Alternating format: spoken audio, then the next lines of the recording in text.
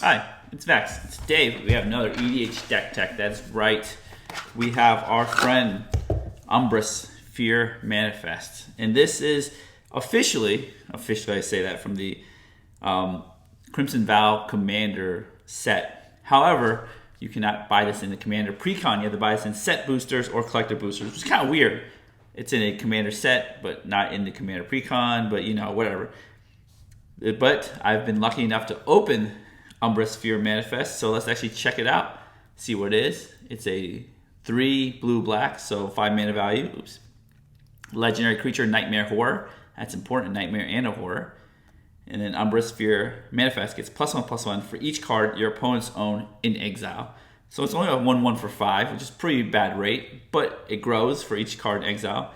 The cool part is when Umbris or another Nightmare or Horror enter the battlefield under your control, target opponent exiles cards from the top of their library until they exile land card. Okay, so let's take that in. Like every commander, let's take that in and see what Umbris actually does. So Umbris, gets bigger with more cards in exile. Umbris fuels its own engine by exiling cards from your opponent's library from the top for itself and Horrors and Nightmares. So it wants you to do 2 things. Play Horrors and Nightmares and exile cards. I guess you don't technically need to exile cards because Umbris does that, but the faster you exile cards, the faster Umbris grows. And you know what that means. If Umbris is a 21/21, bam, commander damage, you're dead. So if you watch my video a lot, here I love commander damage. I like VRN, bam bam, hit commander damage. Commanders, but this is really cool. It's a Dimir commander damage commander, and it does one of my favorite things, exiles my opponent's cards. Do you know how bitter people get when you have like Bruvac or some mill commander, you mill their card, goes to their graveyard, they're just so sad that they can't play because it's in their graveyard? Well, this makes them doubly sad because it's really gone if you exile it. So, first things first, let's talk about tokens. Don't forget your tokens. Always have your tokens. And second is have your graveyard hate. I always talk about having graveyard hate. And this is no different. But because Umbris really wants you to, have cards in exile, we have tons of graveyard hate. And also, to augment that graveyard hate, we do have some mill cards, which we'll get to in a bit. Let's talk about this graveyard hate because I love it. I love graveyard hate, and your opponents will get so bitter seeing their bomb cards like Bullets of Citadel, Rhystic's Dice, Smothering Tide all go to the exile zone, and it grows Umbris. Okay, so my new favorite card, graveyard hate card, Dauthi Voidwalker, black, Shadow. So it's essentially unblockable in Commander unless somebody else has a Shadow creature or another Dauthi Voidwalker. But if a card would put an opponent's graveyard from anywhere, instead exile with a void counter on it. That is insane. It's essentially Leyline of the Void on a creature. It doesn't exile your graveyard, which is cool. And then you can sack it, choose an exile card an opponent owns with a void counter on it. You may play it this turn without paying its mana cost. So if they happen to exile Gristlebrand, well, Gristlebrand's banned, never mind. Emrakul's banned, never mind. I'm always thinking Legacy, like a big fat Eldrazi like Kostelak. Because if a card would be put in an opponent's graveyard from anywhere, instead exile with a void counter. So it's exiled. It doesn't actually go to the graveyard to actually trigger the reshuffle back in. So that's really cool. Good graveyard hate. And then you could tap, sack, steal something big. If you get something big in the beginning of the game, it's pretty darn sweet. Then we have some artifact graveyard hate, Relic Progenitus, Soul Guide's Lantern, old favorites. Then we have the new Lantern of the Lost from Crimson Vow. When ETBs, exile target card from a graveyard, if they have any graveyards left. But 1 tap, exile Lantern of the Lost, exile all cards from all graveyards and draw a card. So that's really cool there. Some graveyard hate to grow Umbris. Leyline of the Void, which I talked about earlier. Dauthi Voidwalker is a Leyline of the Void that you cast for 2 mana as a creature. However, you might spike this, get lucky, having your first opening hand. It doesn't get your graveyard because you don't care because Umbris doesn't count your cards. It's your opponent's cards. And by having 3 opponents, it's much... Umbris gets really out of control really fast, trust me. Bajuka Bog, good black land. Then Scavenger Grounds. Those are 7 graveyard hate. Usually I have, say at least play 1 graveyard hate.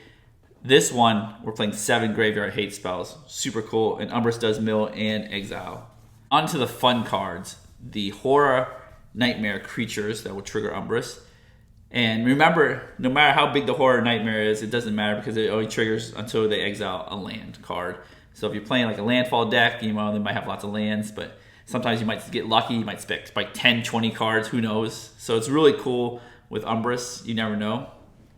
So we have I had no idea this is a horror.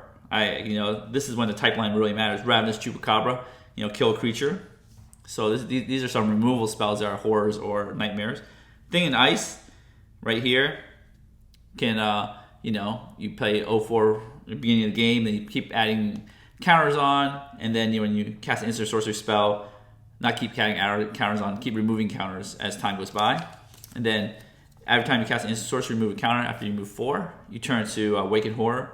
And when its creature transforms, return all non-horror creatures to its owner's hand. So it doesn't return Umbris because Umbris is a horror. So it kind of like bounces your opponent's creatures, unless they are horrors. Then we have our insane horror, Toxrill, the Corrosive, which is a very slow board wipe, but does get rid of things. And I have a deck tech here about Toxrill. This is insane as a card in 9/9. Is insane as a commander, but let's actually read it real quick here. 5 black. At the beginning of each end step, put a slime counter on each creature you don't control, which is super sweet. Creatures you don't control get -1/-1 for each slime counter on them, which makes it even sweeter. Well, I guess these two together are sweet by itself, but you know what? Everything about Toxrill is sweet. I love this card too. Very mean commander. Whenever a creature you don't control with a slime counter that dies, create a -1/1 black slug creature token. So essentially, when your opponent's creatures die, they create a slug token. Now remember, this is like anti-synergy. Some graveyard cards because Leyline of the Void would stop the creature from dying if it's a creature card. Same for Dauthi Voidwalker. So just remember that. Toxrill is just so good that the making the slug is secondary to just killing all your opponent's creatures. Then we have Sludge Monster, a new one from Midnight Hunt. And it also, when ETBs or attacks, put slime counter up to 1 on other target creature. Then non-horror creatures with slime counters on them lose all abilities and have base power and toughness 2/2. So very, very great synergy with Toxrill right there. It's also a horror. So most of the creatures are horrors or nightmares. So that's why I like to mention what type they are. There are some non-horrors, non-nightmares that synergize with the deck that don't trigger Umbris, but are really good for the deck. You have Mind Flayer. So all these new cards, this from the D&D set, the keyword dominate monster doesn't really matter. It's 3 blue. When Mind Flayer enters the battlefield, gain control of target creature for as long as you control Mind Flayer. So it's kind of like a mini removal here. You get to remove the creature put on your side temporarily. Then we have another insane horror, Phyrexian Obliterator. Now this can remove lots of things if blocked by the wrong thing. Quadruple black, trample. Whenever source deals damage to Phyrexian Obliterator, that source controller sacrifices that many permanents. Imagine you have Phyrexian Obliterator and your opponent does Blasphemous Act. That's kind of painful for them, so beware. Now I have a cool new card from Crimson Vow again. Oh, I love all these new cards. It's so much fun to just see these new cards. Zombie Horror, of course. 2 blue, Overcharge Amalgam. Flash Flying Exploit. When Overcharge Amalgam exploits a creature, counter target spell, activate ability, or trigger ability. You can exploit itself. It still gets the ETB trigger from Umbris. Or you can exploit any of those mini slug tokens or some other Ravenous Chupacabra, other things that are just smaller and don't fly. Oh, another new card. I know, it's so exciting. Hull Breaker Horror. Not Hull Breacher, Hull Breaker. 5 blue. Flash again, and can't be countered. Whenever you cast a spell, choose up to 1. So return target spell you don't control to its owner's hand. Return target non-land permanent to its owner's hands. You can return your own stuff to redo with Umbris. You can't play Hull Breaker Horror and then use its ability on itself. You have to cast another spell afterwards, but it's super cool. There we go. Now we have another new card again. I love adding new cards to my deck. I can't pronounce this. Grazilas, Exile, whatever, Scholar. 1 blue. I know it looks big, like a big squid dude, but it costs 3. And it's sucking the dude's head right there. It's pretty interesting. Anyways, legendary creature horror. Of course, it's a horror. When a creature you control becomes blocking, you may return to its owner's hand. So that's cool. Again, that bouncing thing I told you about with Hull Breaker Horror. You can bounce horrors. You can bounce Ravenous Chupacabra right there. It's pretty neat. Whenever one or more creatures you control deal combat damage to your player, draw a card. Remember, it's a May return, so you can May return cool cards if you need. Right there. So we have some value creatures. Oh, look, it's our first nightmare here. Actually, let's move these out of the way. Put these in a pile. Those are our removal type, temporary removal creatures here. Then we have value creatures here. Dread Presence. It's a nightmare, so it's pretty cool seeing nightmares in here. 3 black. When it's swamp ETBs, you can draw a card or deal some damage. You can do some drain. Doom Whisperer. Now this is value. It doesn't actually draw you a card. It helps you surveil. You know, it's a nightmare demon. Gets big, helps you surveil. Just go through your deck for a card you need. Foul Fist, Shadowcat Familiar. So this is a partner commander from Commander Legends. I wouldn't think I would ever use this card, but you know, again, it's a nightmare cat. 2 and a black. And the cool part is commanders you control have menace and death touch. Now, usually I wouldn't run a creature like this because it doesn't add that much value, but it does give your Umbris menace and death touch, which makes it harder to block. And you know, we want to do that commander damage. We want to kill him in a one hit OTK, 1-hit kill there with Umbris. So we got Foul Fist there for you. And this cool card here, I love making new decks because I love looking at all these new cool cards that, you know, sometimes aren't that used in EDH. Like Eternal Scourge, it's actually an Eldrazi and it's a horror, so it matches our theme. And you may cast it from Exile. So if you exile your own graveyard via your own cards like Soulkind's Lantern, you can cast Eternal Scourge. But Eternal Scourge also has, when it becomes a target of a spell or ability and opponent controls, exile it. Sweet. So you get to trigger over and over again with Umbris. Yark's Familiar, a horror. I actually really love this card, and I really want to have this in my deck somehow. And it fits perfectly in here. When ETBs, each opponent exiles a card from the hand, not discard, exiles. So that can give, you know, Umbris right away. You play this on turn 2, Umbris gets +3/+3 from the exiling. And it does a little pump, but the main part is about the exiling. It's a 3-for-1. It's sweet. Woe Strider, a good sack outlet here. Gives you a little goat, lets you escape. It's a horror. It's very cheap, costs 2 and a black, so it's very good. Chasm Stalker here, it gets big, makes little squids. Whenever you draw a card, put +1/+1 counter on Chasm Stalker. It's a squid horror, of course. And then when it dies, you know, put X blue squid creature tokens with Island Walk onto the battlefield. X is the number of +1/+1 counters. So it just makes little squids for all the +1/+1 you draw. But of course, it's a horror. Now we have some non-horrors that, you know, help do some horror-y things. And I'm very surprised. This card is called Nightmare Shepherd. It's not a nightmare, which would really be insanely good with this card. But however, it's still good. 2 black. When another non-token creature you control dies, you may exile it. If you do, create a token that's a copy of it, except for it's a nightmare addition to its other types. Okay, fine. It makes nightmares. So when you that token ETBs, it triggers Umbris. The Shepherd itself, I guess it's a Nightmare Shepherd. It's not Nightmare itself. Okay. Then we have first of May Ashiok Nightmare Muse. It's from Theros Beyond Death. And the cool part about it just makes little nightmare tokens. And whenever these attack, you exile top 2 cards of the library. And then you exile things from, return things to hand, exile card from opponent's hand. Of course, we are playing blue, and our commander matters. We have the best commander copier ever, Sakashima of 1,000 Faces. You can copy your commander. Legend rule doesn't apply. Now, remember, commander damage can only come from the card itself. This Umbris card is the commander damage card. So if you do 21 with your Sakashima, it doesn't kill you commander damage. But of course, if you're doing 21 damage, you're doing really well. Then another card that's insanely good about copying commanders is a Spark Double. Now remember, if you have your commander out and you copy it with these guys, each commander will trigger. Umbris will trigger for the copy Umbris, and then the copy Umbris will trigger for itself. So just remember that you get double triggers if you copy your commander. And speaking of doubling triggers, we have Thassa Deep Dwelling, which, you know, blinks things at the end of turn. More copying. And then, you know, I really love this Eldrazi. This is a pet card. I'm not going to fault you if you don't include this card, but I love Oblivion Sower because the value is so great. You exile 4 cards, you get lands, and the rest of the cards, you know, just pump Umbris. Very good here. Oh, another Eldrazi. This is another pet card of mine here. Let's actually read this one. When land ETBs under opponent's control, that player exiles 2 cards of their library, and you draw 2 cards. Very good value here. I have Ona, Queen of the Fae, which has all the fun. It can be your secondary commander if you want to, which is super cool.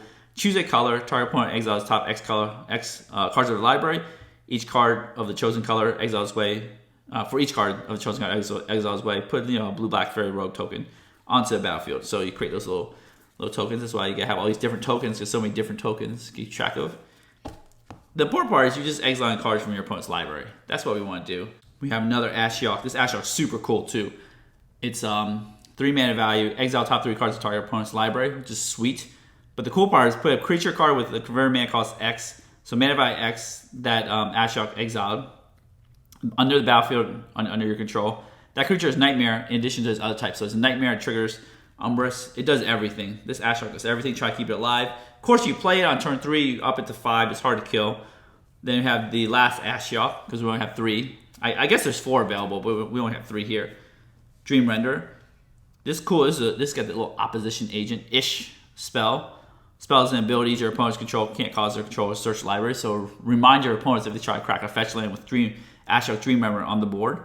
The target player puts the top 4 cards of the library into their graveyard. Then exile each opponent's graveyard. So graveyard hate too. I didn't want to put this in graveyard hate section, but I did, kind of want to put in Ashiok mill section. Then we have some cool cards in Madden Cacophony, 1 in blue, mill 8, or you can kick it and you do a Traumatize, mill half their library, which is essentially makes Umbris the biggest creature on the board if you ever, do the kicked Madden Cacophony. And our Fractured Sanity right here, blue, blue, blue. I know we got Fresh and Obliterator, black, black, black, black, but why not? But the cool part is, it's got cycling, so it makes it a little easier. But each opponent mills 14 cards, which means 42 cards total, which means Umbris is super, super lethal. But if you could just, cycle it, each opponent mills 4 cards, which is 12, which, it takes 2 hits from Umbris. Then we have another card, Tasha's Hideous Laughter. So maybe Tasha's Hideous Laughter exiles more cards than Fractured Sanity right here. Each opponent exiles cards from the top of their library until that player has exiled cards with total mana value 20 or more. So if you happen to get lucky and exile a patch of land, Tasha's Hideous Laughter might be more than Fractured Sanity.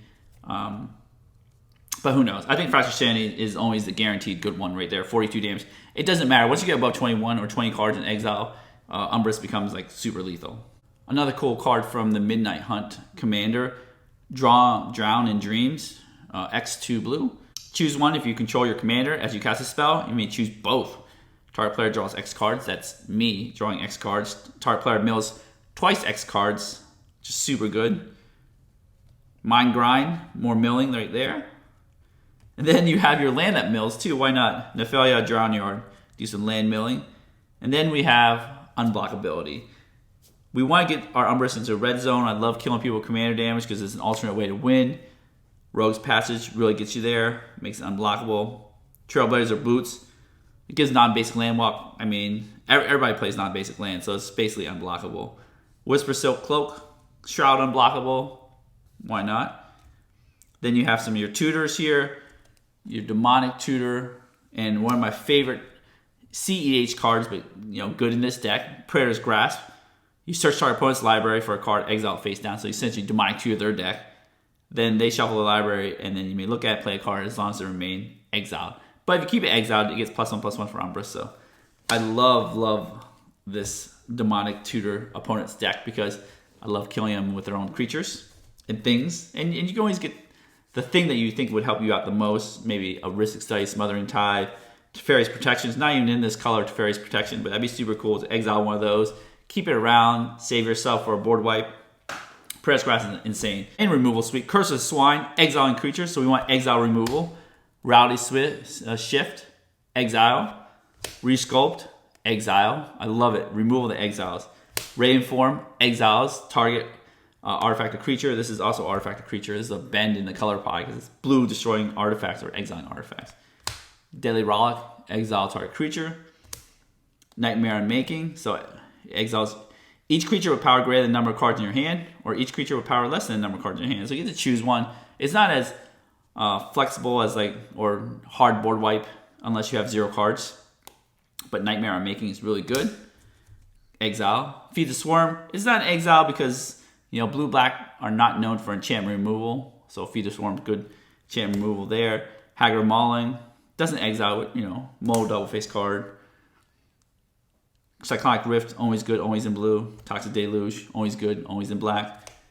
Then we have some good, card drawing, Fact or Fiction, Siphon Mine. I really like this sometimes. I play in some blue-blacks decks. I played, I have my Croxa deck. It's really fun. You know, they discard a card, you draw a card for each card discarded, so super sweet. And they might discard a card to exile, so that's why I have that there. Good old Ristic Study, drawing some cards. Then you have some protection, Malakir Rebirth, just in case they try to kill your Umbris. Lightning Greaves, Swiftfoot Boots, you know, give it haste, attack in for lethal. Then you have your Rampant Mana. So let's go through that super quick here. Playing blue-black, Solemn Simulacrum, still good. Still not horror, but I really like it. A lot of people have been down on it. They'd rather play two mana mana rocks. That's what I meant to say, or 3 mana mana rocks. Just they say Solemn is slow, but Solemn's still a body. It gets you a card. I really like Solemn. Your usual fare: Soul Ring, Wayfarer's Bauble, Arcane Signet, Dimir Signet, Talisman, Mind Stone. So just some form of ramp. Then we have our land. And it's really cool, this new land, Path of Ancestry. I've been playing a lot of my decks. I have a video coming out about it. Stay tuned. But it helps you scry a lot. And a lot of cards have Nightmare and Horror on them. So, you know, very good. New land from Midnight Hunt. I guess Midnight Hunt Crimson Vow has the full cycle. The cool new Secret Lair Watery Grave. So our cards are Dimir cards, Dimir lands, Orborg, Shizo, Death Storehouse, give it Fear.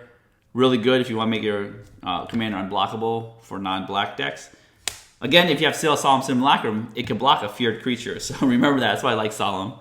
The 2 Castle Lockland, Castle Vantress.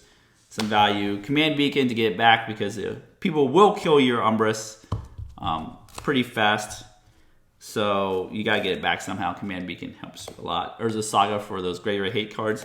I really love Urza Saga. It's so flexible. It's either that or Soul Ring. So I'm thinking about declaring this one of the most powerful cards that came out of Modern Horizons 2 for Commander, because it's a colorless land, goes anywhere, fetches your Skull Clamp, your Expedition Map, gets in our land, fetches your Soul Ring, all this cool stuff. And then you have your cool Midnight or Eternal Night lands or whatever. I know people are complaining about it because you put black next to blue and you're like, did I tap the right mana? Oh well. You just gotta roll with the punches and hope people are honest. Anyways, that is the deck tech. I'm going to shuffle this deck up. We'll do a little go fishing, but before then, I just want to say the deck list is in the description below. If you enjoyed this video, give the video a thumbs up, smash the subscribe button, hit the notification bell to be alerted for new videos.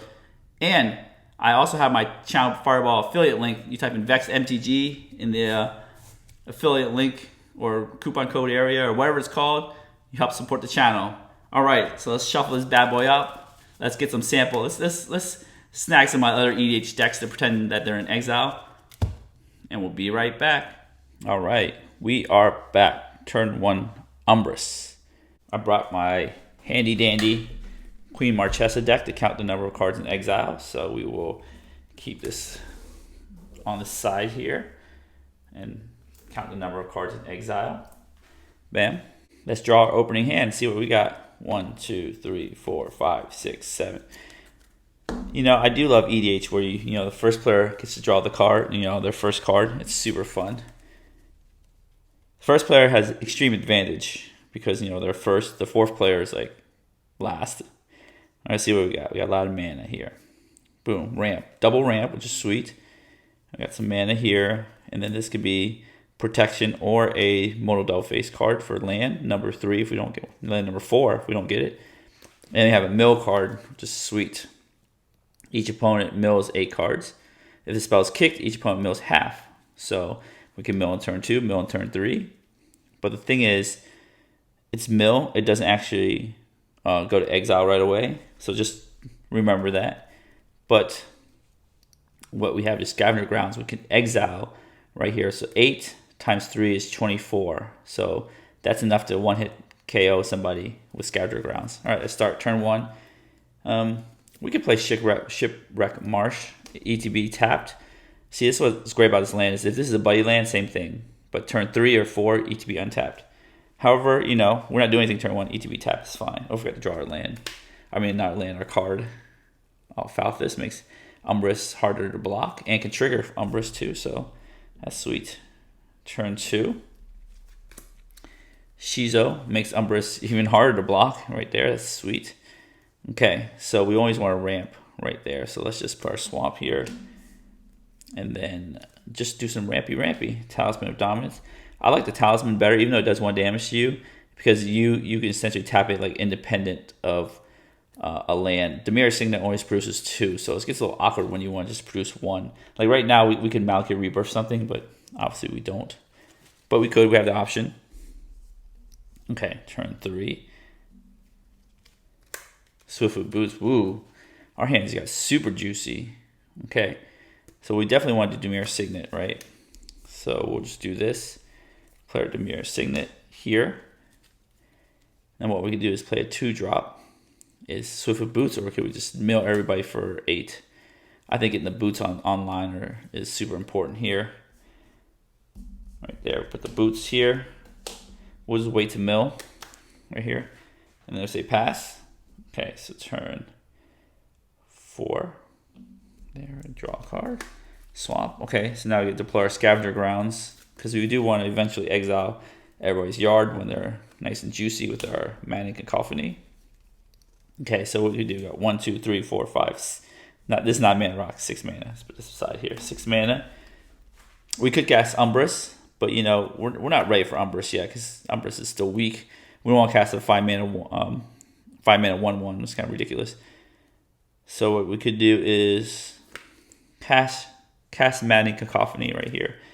So let's just do that. Let's tap our Dimir Signet and Scavenger Grounds. Mana Cacophony.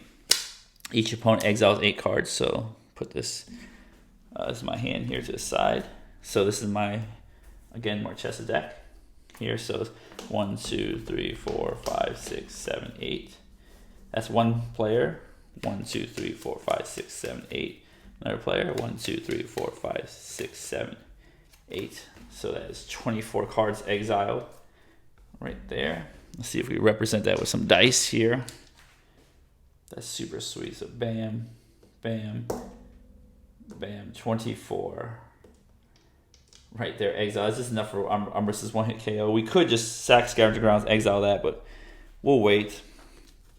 What we'll do is we'll play Falthus right there. Boom. I mean, we could save it for Umbris' trigger, but nah, we just want to go get Falthus in there. If we're really greedy, we could sack Scavenger Grounds this turn, which would put us back at land.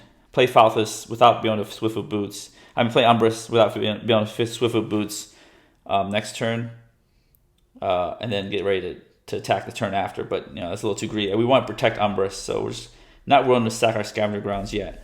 So turn 5. Remember, this is the graveyard. This is not exile yet. Draw a card. Samson Blackburn. We love that card.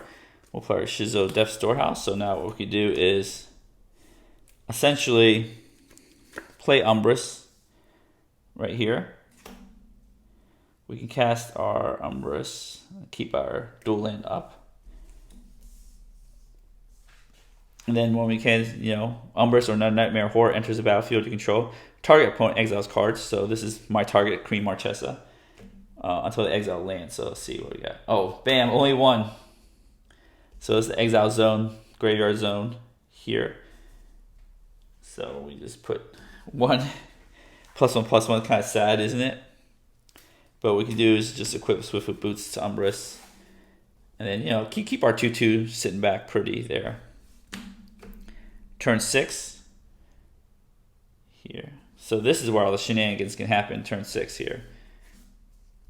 Untap, draw a card. Haggard Mauling, okay, not bad.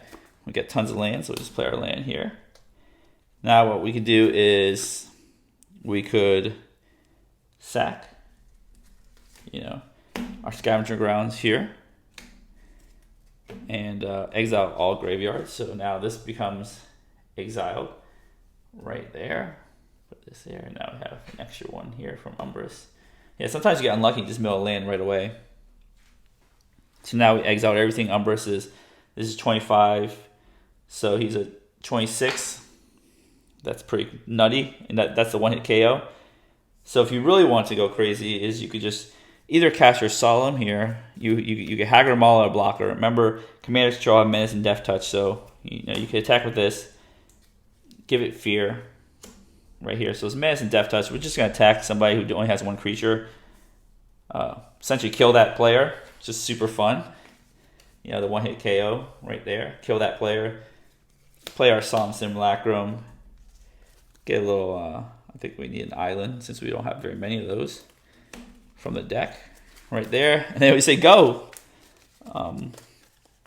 Then we have, you know, Swiftfoot Boots, Umbris, so they have to do a board wipe. If they do a board wipe, it's fine. Because what we have is we have 7 mana. We do have a Modal Double Face card in our hand here. So we got our 8th mana. We can replay Umbris. Eventually Swiftfoot Boot it up, back up, and attack again. So essentially how Umbris works, super sweet.